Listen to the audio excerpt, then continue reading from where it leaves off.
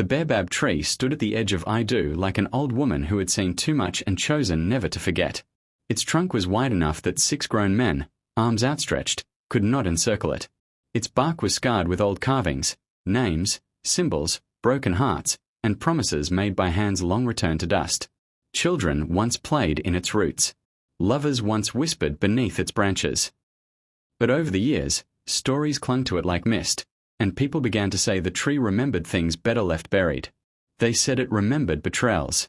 They said it remembered curses. They said it remembered names that the village had tried to erase. So people stopped sitting beneath it. Except Amara. She came every evening after fetching water from the stream beyond the yam fields. The path there curved past tall grasses that hissed in the wind and stones still warm from the day sun. She would balance the clay pot on her head, one hand steadying its rim, and hum old songs her grandmother used to sing while pounding millet. At the baobab, she always paused. She would lower the pot, stretch her arms, and lean her back against the cool bark. The air felt different there, quieter, as if the world held its breath.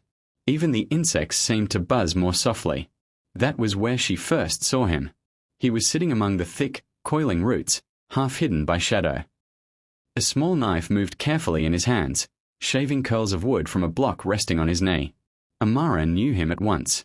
Everyone in Idu knew him. Kato, the boy whose family had brought sickness. At least, that was the story. Years ago, when fever swept through the village and 3 elders died in one moon, fear had spread faster than the illness.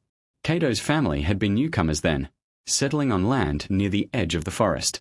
They kept to themselves. They spoke softly. They prayed differently. When the sickness came, whispers followed. By the time the fever passed, the whispers had become certainty. They were driven out at dawn. No trail. No proof. Only fear dressed as wisdom. But Kato had been a boy of 10, too small and too stubborn to leave with them. He had hidden in the tall elephant grass beyond the farms. When he returned days later, thin and shaking, no one stopped him. No one welcomed him either. He built himself a hut past the cassava fields and survived by fixing broken tools, mending baskets, and carving small wooden figures he left outside doors in exchange for food. People took the carvings. They never said thank you.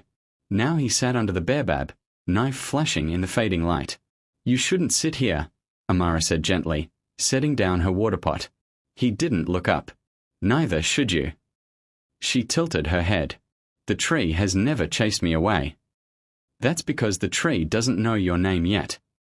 His voice wasn't sharp. It was worn, like cloth washed too many times. Amara stepped closer, curiosity stronger than caution. "What are you carving?" "A bird." "Why always birds?" He paused, then shrugged. "They can leave." Amara sat down across from him, ignoring the stories that said the baobab kept count of such things. For a while, neither spoke. The sky turned gold, then amber. Finally she said, "I'm Amara." "I know." She smiled. "Then you already know my name." He almost smiled back. Almost. She returned the next day. And the next. Sometimes they talked. Sometimes they didn't. She learned his silences weren't empty. They were careful. Words had not always been safe for him. He showed her how to hold the knife so it followed the grain instead of fighting it. She showed him how to braid grasses into strong cord. He laughed rarely, but when he did, it came from deep in his chest, surprising them both. From him, she learned the map of loneliness.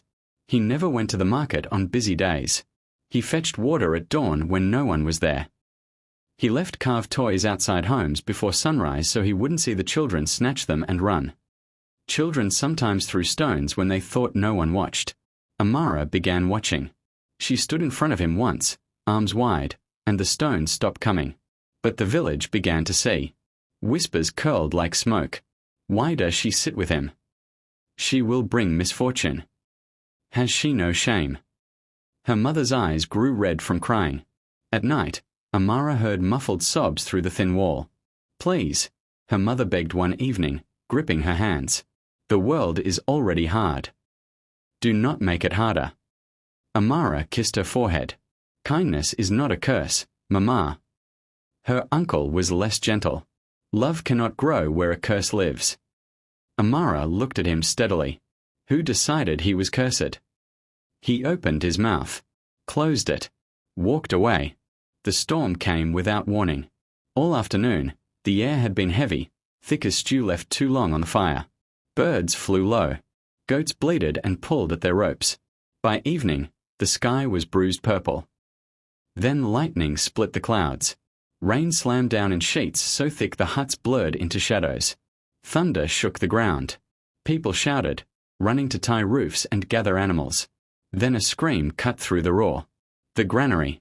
Flames leapt from its thatched roof, bright and furious, fed by months of dry grain.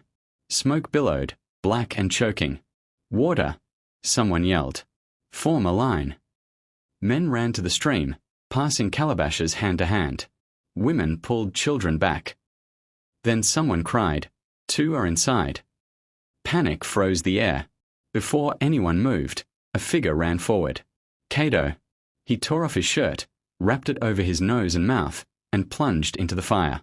Amara's heart stopped. Moments stretched like years. The roof groaned, embers flying. People shouted his name, though many had never spoken it before. Then he emerged through the smoke, a child under each arm. He stumbled, coughing, his back blistered and red. The children wailed but clung to him. Silence fell, heavy as rain. Hands reached for him. The same hands that once threw stones. The chief stepped forward, rain dripping from his grey beard. Why would you risk your life for people who cast you out? Kato looked at the children, then at Amara. Because this is still my home, he said hoarsely, even if I wasn't yours. Something shifted in the stormlight. Something old cracked. Healing did not come with a single sunrise. But it began. Women brought herbs for his burns. Men repaired his hut.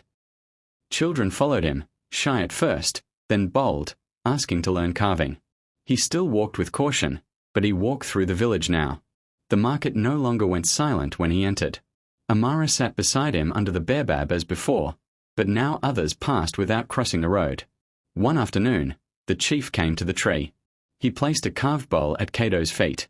We were wrong. Kato swallowed. Fear is loud. Yes, the chief said softly, but truth is patient.